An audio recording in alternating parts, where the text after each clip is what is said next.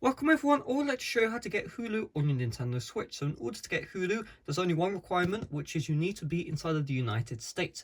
If you are not in the US, you will not be able to get Hulu on your Nintendo Switch. So I'm from the UK, so I'm just going to be showing you the process. However, keep in mind, if you are not in the US, Hulu will not show up and you will not be able to download it. So what you want to do is you just want to open up the Nintendo eShop and then select your username.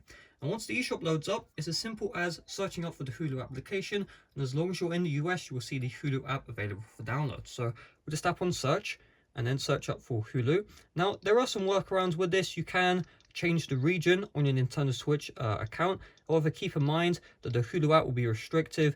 You know, you're going to have to find a way to get out a US payment method, crap like that. So if you search up Hulu and you're in the US, you should see Hulu right there. Just tap on it, download it. If you don't see it, that means your region is incorrect. I will leave a tutorial in the description on how to change the region. And once you've done that, just tap on Hulu, download. It's completely free and you'll be good to go. So hopefully this video did help you out. If it did, make sure to leave a like, subscribe if you're brand new.